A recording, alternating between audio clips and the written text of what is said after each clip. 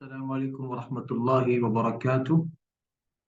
الحمد للہ والصلاة والسلام علی رسول اللہ، اما بعد۔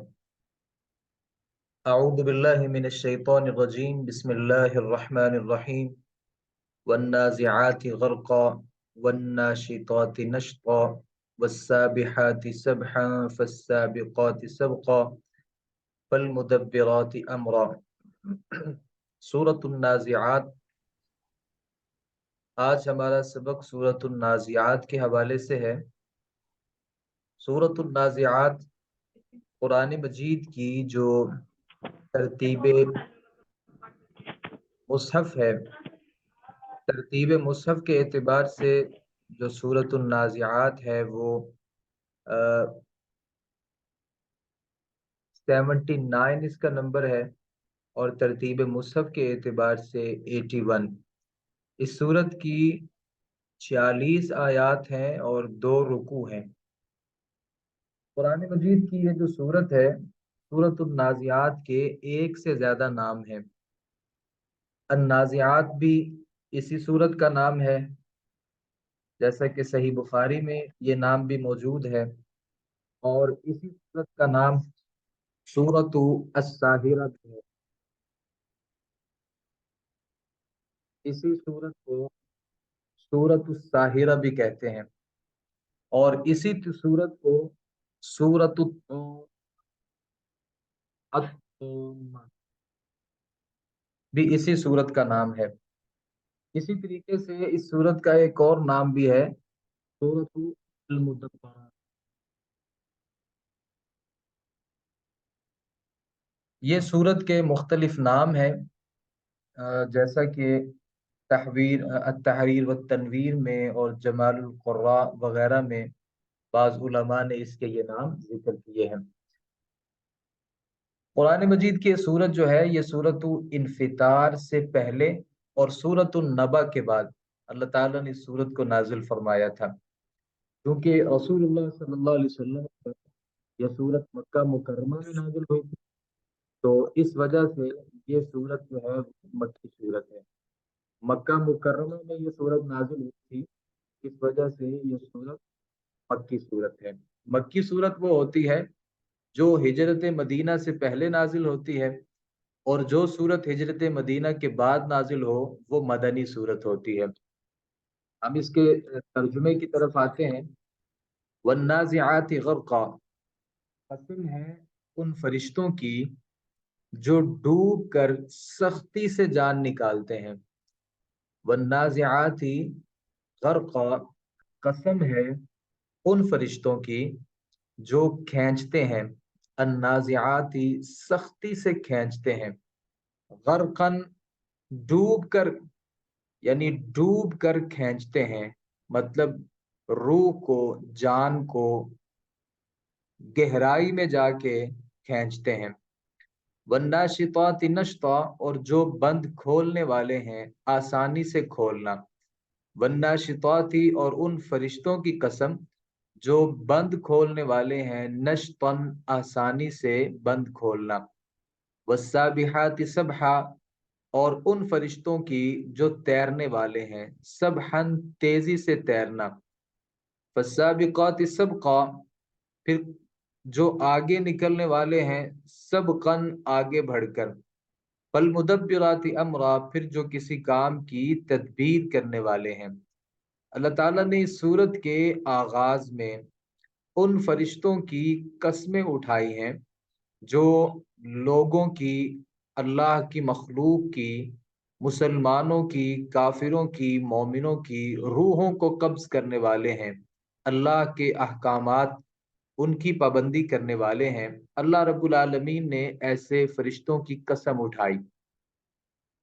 اللہ تعالیٰ فرماتے ہیں والنازعات غرقا، ان فرشتوں کی قسم ہے جو انتہائی سختی سے، بڑی ڈوب کر گہرائی میں جا کے روح کو قبض کرتے ہیں۔ رسول اللہ صلی اللہ علیہ وسلم نے ارشاد فرمایا کہ جو بندہ مومن ہوتا ہے، مومن جو بندہ ہوتا ہے، جب اسے دنیا سے رخصت ہونے کا وقت آتا ہے تو ملک الموت اس کے سر کے پاس آ کر بیٹھتا ہے اور اسے کہتا ہے اے پاکیزہ جان، اللہ کی مغفرت، اس کی رضا کی طرف نکلا، تو وہ اس طرح نکل آتی ہے جس طرح مشکیزے سے پانی کا قطرہ نکلتا ہے، یعنی اس کے لیے کوئی مشکل نہیں ہوتا۔ لیکن جب کافر کا اس دنیا سے رخصت ہونے کا وقت آتا ہے، ملک الموت اس کے سر کے پاس آ کر بیٹھ جاتا ہے اور اسے کہتا ہے اے خبیث جان، اللہ کی ناراضگی اور اللہ کے غصے کی طرف نکلا، تو وہ جسم میں بکھر جاتی ہے، وہ نہیں نکلنا چاہتی اور اس سے سختی سے کھینچ کر نکالتا ہے، جس طرح بھیگی ہوئی اون سے گرم سلاخ کھینچ کر نکالی جاتی ہے۔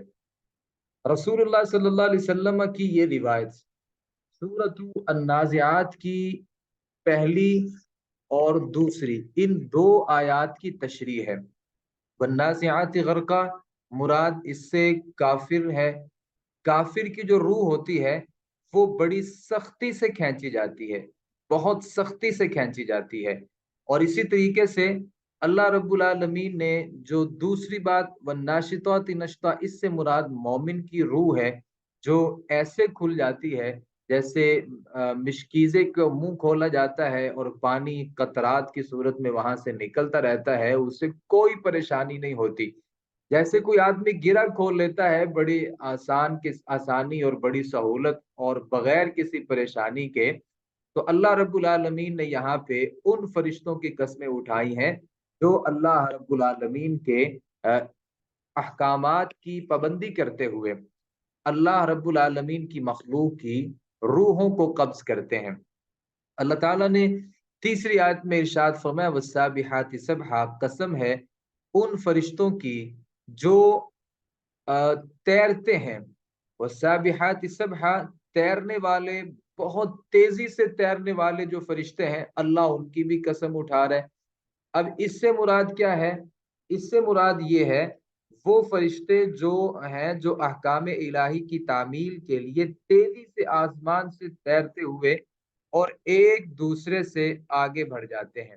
مراد اس سے یہ ہے اللہ رب العالمین یہاں پہ ان فرشتوں کی بھی قسم اٹھاتے ہیں جو اللہ رب العالمین کے احکامات جو ہیں ان کی پابندی کرتے ہیں، اور احکامات کی پابندی کے لیے آسمان سے نیچے اور نیچے سے اوپر ایسی سپیڈ کے ساتھ جاتے ہیں جیسے کوئی آدمی تیر رہا ہوتا ہے۔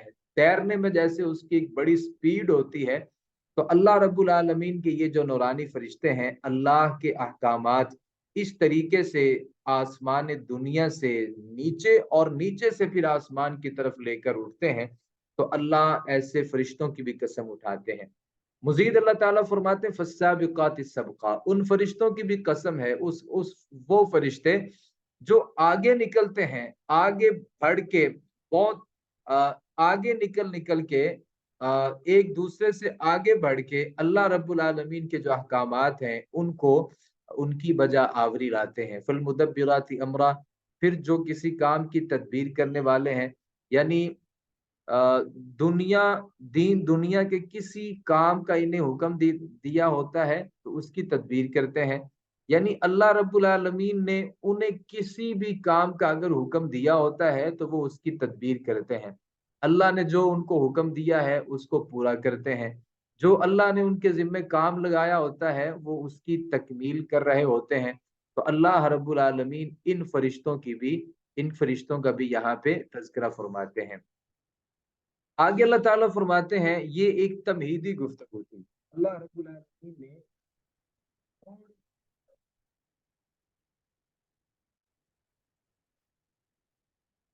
یوم ترجف الراجفہ، جس دن ہلا ڈالے گا سخت ہلانے والا زلزلہ، مراد اس سے زلزلہ ہے۔ یوم، جس دن، ترجف ہلا ڈالے گا، الراجفہ سخت ہلانے والا، مراد اس سے یہ ہے زلزلہ۔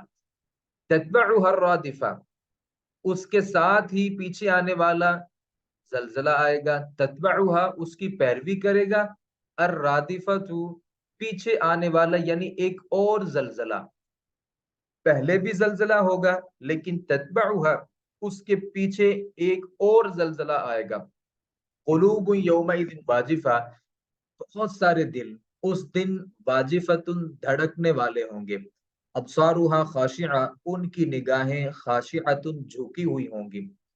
यक़ूलून, वो कहेंगे, अइदा अइन्ना लमरदूदून फिल हाफिरा, वो कहेंगे अइन्ना, क्या हम, लमरदूदून, अलबत्ता पहली हालत में लौटाए जाने वाले हैं।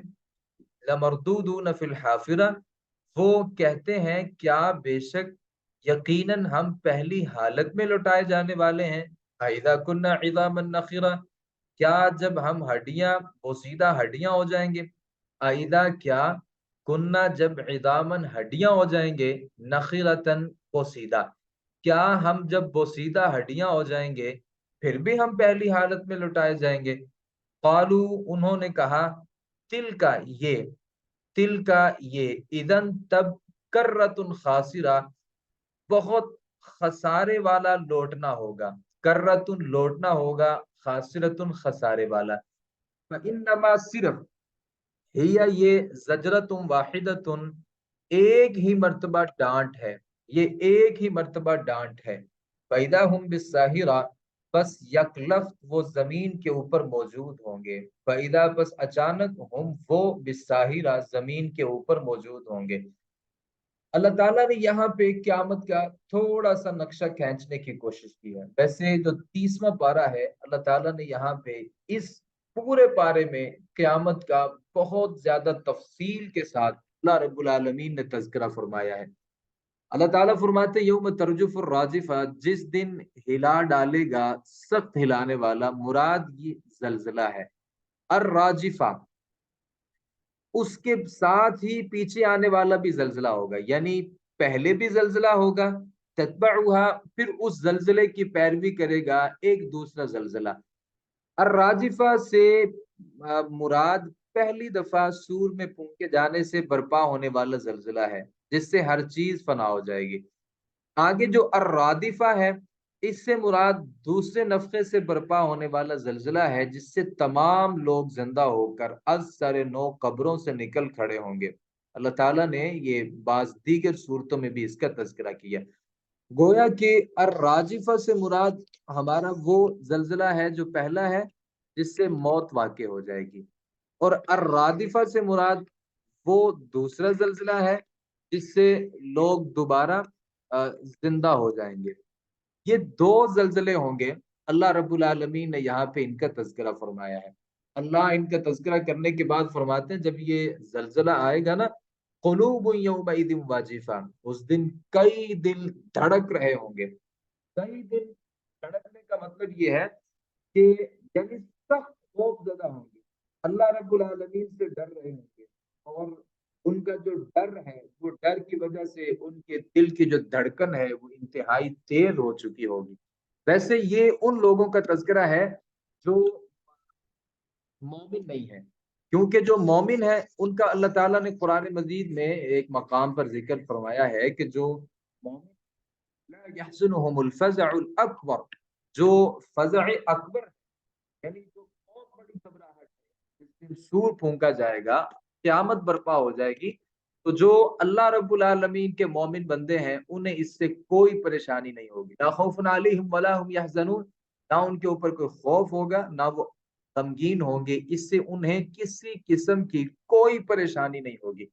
तो इससे मुराद कुलूब यौमइज़िन वाजिफा से मुराद आम लोग हैं, काफिर लोग हैं। सारुहा खाशिआ, उस दिन नजरें जो हैं वो झुकी हुई होंगी, नजरें झुकी हुई होंगी, आंखें झुकी हुई होंगी। अल्लाह ताला ने ये भी उन लोगों का तज़किरा फरमाया है कि दिलों और आंखों का हाल बयान करने से उस दिन कुफार की जाहिरी और बातनी परेशानी की मुकम्मल तस्वीर सामने आ गई। एक तो दिल डरे होंगे, यानी जो दिल है वो डरे होंगे, ये इसका ताल्लुक होगा हमारी बातनी चीज के साथ। और अब नजरें जो हैं वो झुकी हुई होंगी, तो इसका ताल्लुक होगा हमारे जाहिर के साथ। काफिर जो है वो अंदरूनी तौर पर भी परेशान होगा, जाहिरी तौर पर भी परेशान होगा, यानी वो अंदर से भी परेशान होगा और बाहर से भी, जो जाहिरी शक्ल सूरत है उससे भी उसकी जो परेशानी है वो आया होगी। अल्लाह ताला ने उसका ये दोनों एतबार से रखवाया है। यक़ूलून अ इन्ना लमरदूदून फिल हाफिरा, अल्लाह ताला इनका तज़किरा फरमाते हैं कि ये कहेंगे کیا بے شک یقیناً پہلی حالت میں لوٹائے جانے والے ہیں، یعنی کیا ایسا ہو سکتا ہے کہ جبکہ ہم بوسیدہ ہڈیاں تھیں، اذا كنا عظاما نخرا، ہم بوسیدہ ہڈیاں ہو جائیں گے تو پھر کیا پہلی حالت میں ہم لوٹائے جائیں گے؟ یعنی یہ کیا جب ہم بوسیدہ ہڈیاں ہو جائیں گے تو دوبارہ پہلی حالت میں لوٹائے جائیں گے؟ یہ کہنا رسول اللہ صلی اللہ علیہ وسلم کے زمانے کے منکرین قیامت کا تھا۔ آج بھی کچھ مادہ پرست یہی خیال کرتے ہیں کہ بھئی مرنے کے بعد کون بندہ دوبارہ زندہ ہوتا ہے، اور مشرکین مکہ کے جو اعتراضات تھے اللہ کے نبی صلی اللہ علیہ وسلم پر، ان اعتراضات میں شاید بہت بڑا اعتراض یہ تھا کہ بھئی مرنے کے بعد کوئی بندہ زندہ نہیں ہوتا، مرنے کے بعد آج تک کوئی بندہ زندہ ہوا ہی نہیں، تو وہ یہ بطور مذاق کرتے تھے بھئی مرنے کے بعد کون آدمی زندہ ہو سکتا ہے، مرنے کے بعد تو کسی آدمی کو زندہ یعنی ہونا ممکن ہی نہیں ہے، اور مذاق کرتے ہوئے کہتے تھے قالوا تلک اذا کرۃ خاسرہ، اگر ایسا ہو گیا، یعنی اگر ایسا ہوگا نہیں، انہوں نے کہا یہ تو اس وقت خسارے والا لوٹنا ہوگا، یعنی اگر ہم لوٹ گئے تو یہ تو بڑے خسارے والی بات ہے، یہ ان کا کہنا بطور مذاق تھا، یعنی اگر نبی صلی اللہ علیہ وسلم کے کہنے کے مطابق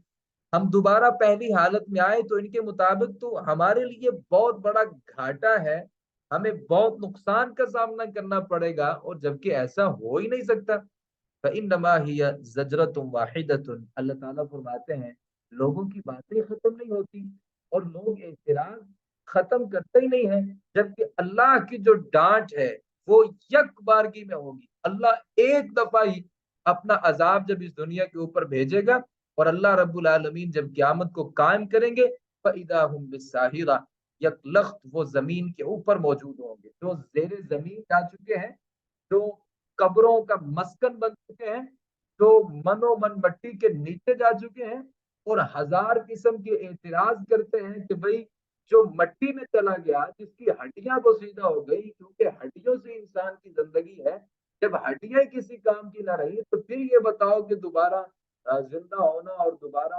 آنا اس دنیا میں کیسے ممکن ہے؟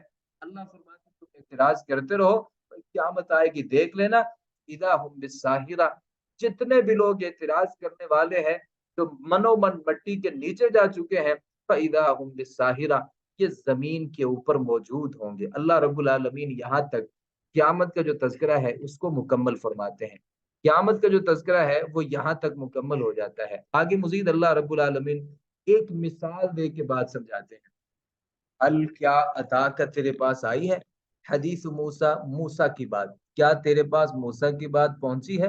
اذ ناداہ ربہ بالواد المقدس طویٰ، جب اس نے جب اس کے رب نے اسے مقدس وادی طویٰ میں پکارا، اذ جب نادا پکارا اس کو، ربہ اس کے رب نے بالواد المقدس طویٰ، مقدس وادی طویٰ میں، اذهب تجا الى فرعون، فرعون کی طرف، انہ طغا، بلا شبہ وہ حد سے بڑھ گیا ہے۔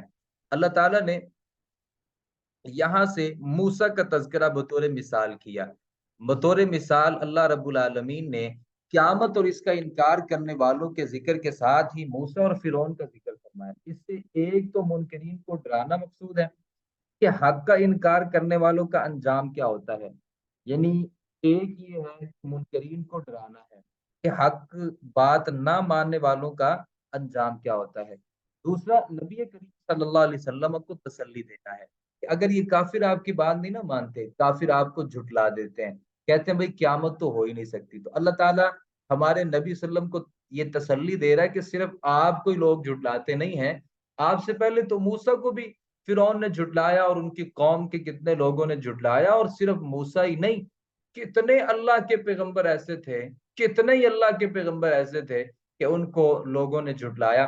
تو اللہ رب العالمین یہاں پہ بطور مثال، اللہ رب العالمین یہاں پہ بطور مثال فرعون اور حضرت موسیٰ علیہ السلام کا تذکرہ فرما رہے ہیں۔ اللہ تعالیٰ فرماتے تمہارے پاس وہ خبر نہیں آئی موسیٰ کی تمہارے پاس خبر نہیں آئی جب اللہ رب العالمین نے ان کو وادی طویٰ میں بلایا۔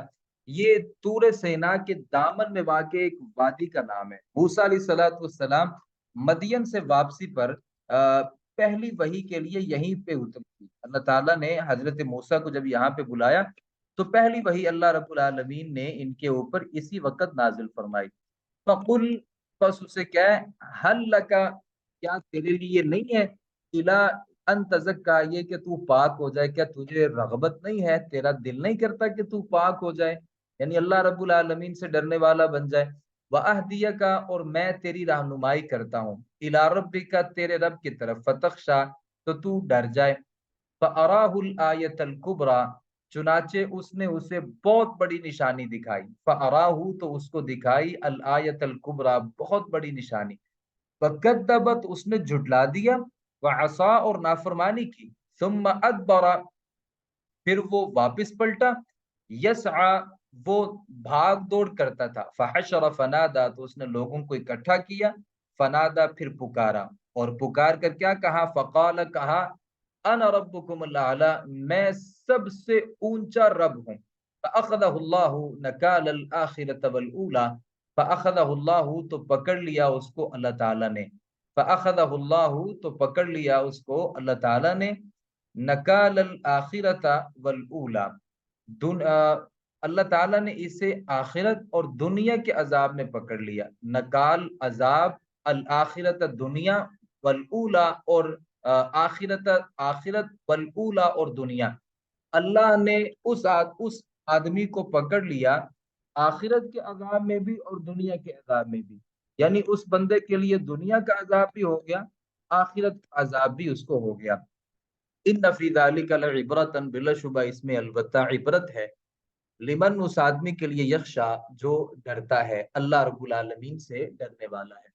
اللہ تعالیٰ یہاں پہ حضرت موسیٰ کو اپنے پاس بلایا وادی طوا میں، جو طور سینا کے دامن میں ایک چھوٹی سی وادی ہے، اللہ نے وہاں پہ بلایا، اور اس کی تفصیل سورۃ الطٰہٰ میں موجود ہے۔ اللہ تعالیٰ نے ان کو بلایا اور کہا کہ فرعون کے پاس جاؤ اور اسے جا کے سمجھاؤ، اور اسے کہو کہ حلک الی ان تزکا، یعنی تجھے دل نہیں کرتا تیرا، یعنی تیرے اندر یہ کوئی رہنمائی لینے والی، اللہ سے ڈرنے والی کوئی بات نہیں ہے، فرعون کے پاس جانے کا حکم دینے کے ساتھ اسے دعوت، اسے دی جانے والی دعوت بھی سکھائی، دعوت کے الفاظ بھی اختصار کے باوجود نرمی، ترغیب، ترہیب واضح طور پر نمایاں ہے، یعنی جا کے اسے سیدھی ٹو دی پوائنٹ بات کریں کہ بھائی تمہارے اندر رغبت نہیں ہے کہ آپ پاک ہو جائیں، اللہ آپ کے سابقہ گناہوں کو معاف کر دے، وَأَهْدِيَكَ إِلَىٰ رَبِّكَ فَتَخْشَىٰ، اور میں تیری رہنمائی کروں اپنے رب کی طرف، یعنی جو تیرا بھی رب ہے، میرا بھی رب ہے، تیرا بھی خالق ہے،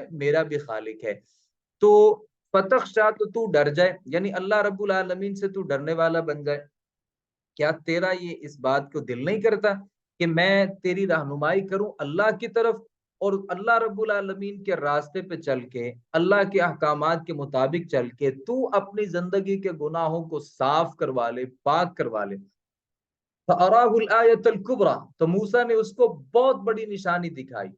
اب یہاں یہ سوال ہے کہ حضرت موسیٰ نے ان کو کون سی نشانی دکھائی تھی؟ اصل مسئلہ یہ تھا کہ چونکہ موسیٰ علیہ السلام اللہ کے پیغمبر کی حیثیت سے گئے تھے، اور اگر عام آدمی کی حیثیت سے جاتے، چونکہ وہ بادشاہ بھی تھا اور اپنے آپ کو رب بھی کہلاتا تھا، تو وہ ممکن ہے حضرت موسیٰ کی بات کو نہ مانتا، تو اللہ تعالیٰ نے پیغمبر بنا کے جب بھیجا تو حضرت موسیٰ کو معجزات عطا کیے تھے، تو آیت الکبریٰ سے مراد معجزات ہیں، آیت الکبریٰ سے مراد معجزات ہیں، بڑی نشانی سے مراد لاٹھی کا سانپ بن جانا بھی ہو سکتا ہے، یعنی وہ جو بہت معروف ہے کہ حضرت موسیٰ علیہ السلام اور اس کے مقابلے میں فرعون نے جب جادوگر جمع کیے تھے تو موسیٰ نے ایک آسا پھینکا تھا، تو اس آنکے نے تلقف ما صنعوا، جو انہوں نے کیا تھا، حضرت موسیٰ علیہ السلام کا جو آسا تھا اس نے سارے کے سارے وہ سانپوں کو نگل گیا، اور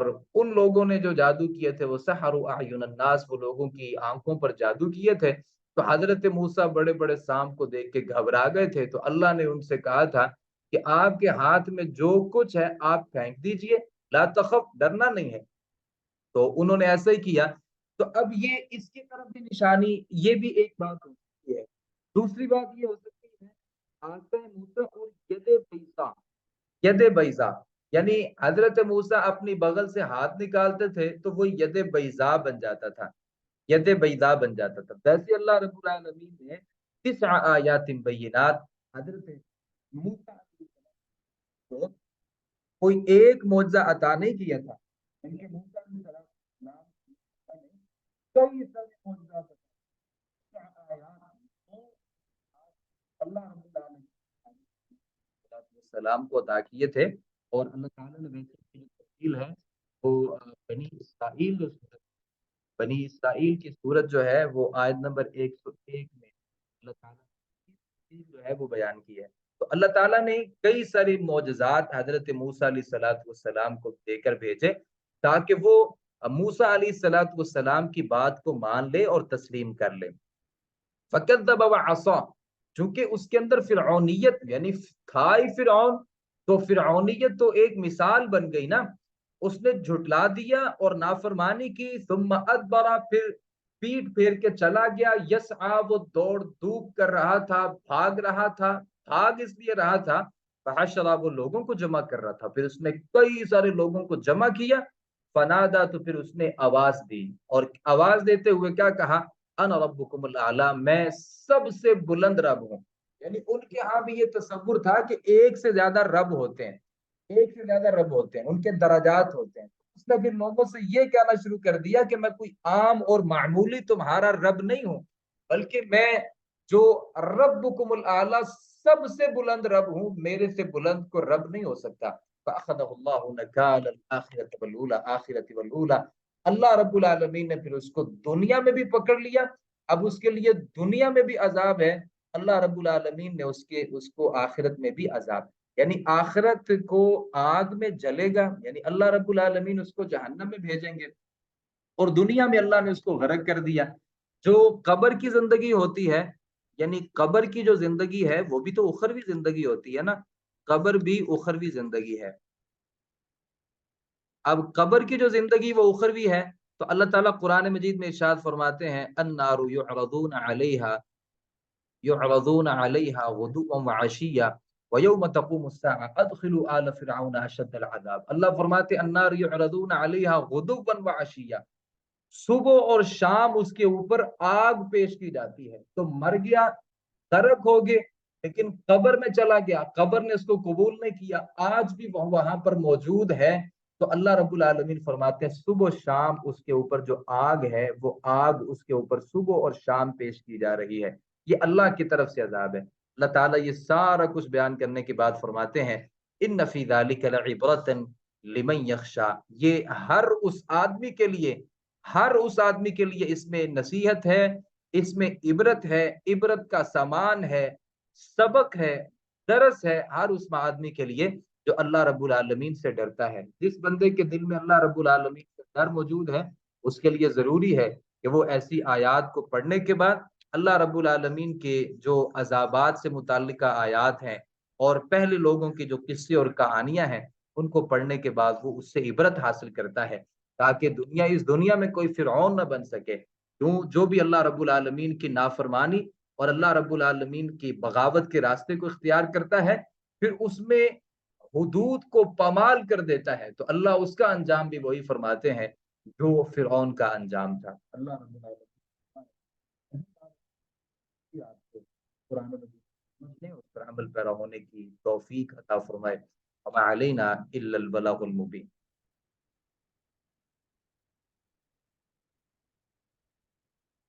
جزاکم اللہ خیرا۔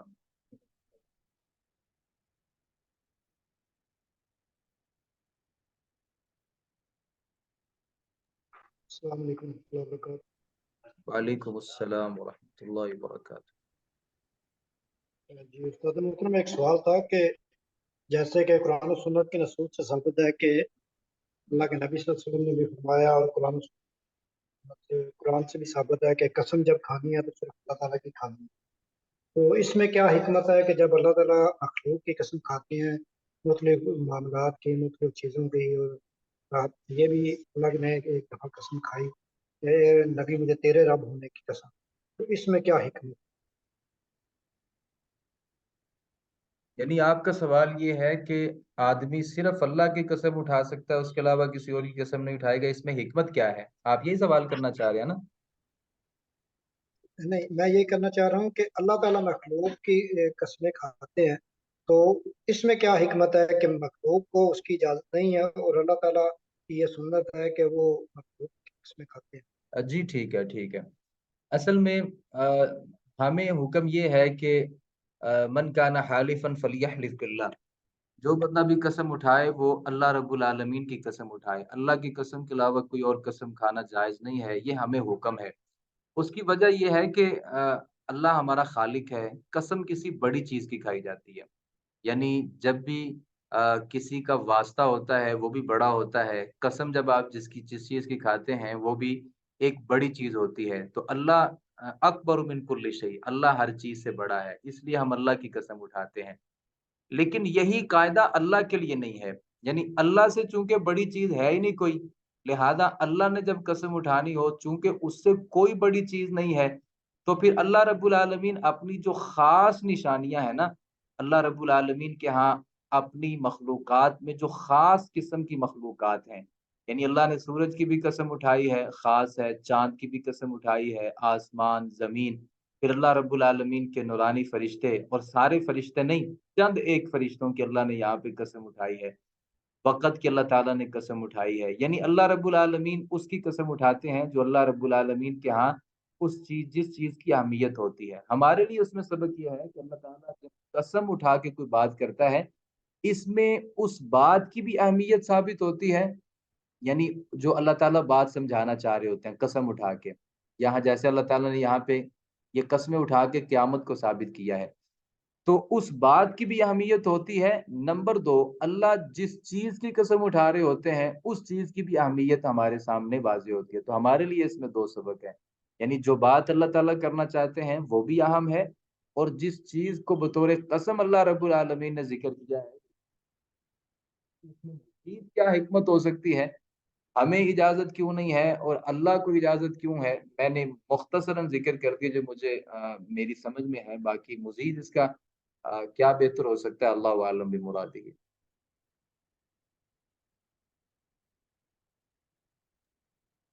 جی استاد محترم، بہت شکریہ، جزاک اللہ. بارک اللہ فیکم، بہت شکریہ. سبحانک اللہم و بحمدک، اشہد ان لا الہ الا انت، استغفرک و اتوب الیک. السلام علیکم.